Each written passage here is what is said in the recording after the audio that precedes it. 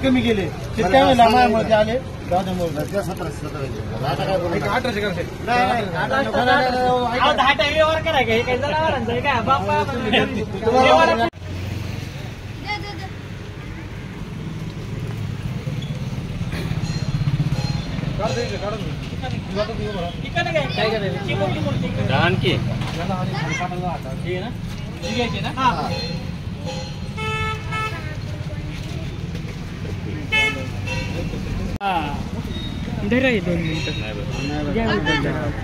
त्यांचं कोण घेणार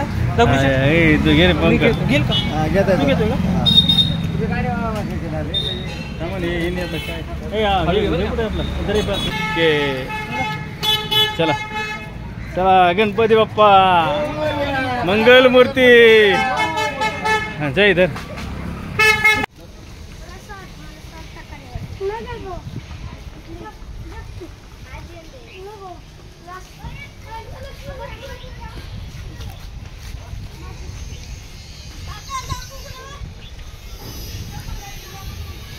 दोन मिनिटे थांब मोरया मंगल घ्या आता घ्या गणपती बाप्पा मोरया मंगल मूर्ती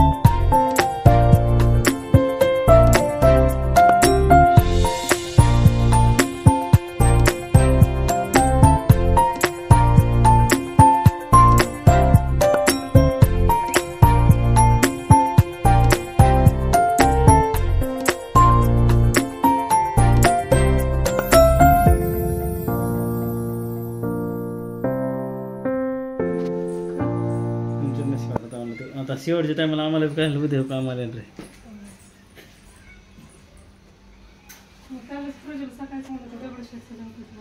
ते मला मी लालबाग चालणार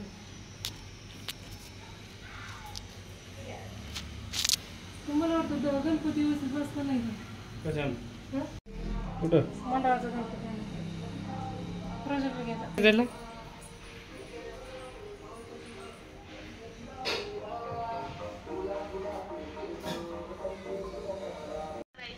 कोणतेही संस्कृत मधले मंत्रस्तोत्र न म्हणता अगदी आपल्या सोप्या मराठी भाषेमध्ये गणपतीची स्थापना घरच्या घरी अतिशय सोप्या पद्धतीने कशी करायची हे दाखवणार आहे.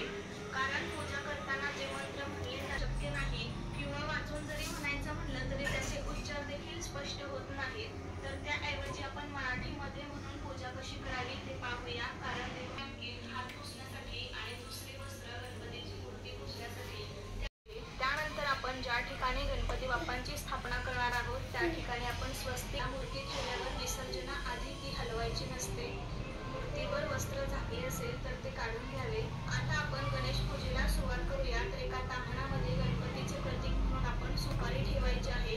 या दिवशी गणपतीची षोडशोपचारे पूजा केली जाते. म्हणजे 16 उपचार करून आपल्याला ही पूजा करायची असते. तर यावरती आपल्याला शुद्ध पाण्याचा अभिषेक करायचा आहे. श्री महागणपतये नमः. शुद्धोदक स्नानामृत स्नानम समर्पयामी. यावेळी आपण मराठीमध्ये म्हणू शकतो, हे गणपती बाप्पा मी तुम्हाला पंचामृताने स्नान घालत आहे.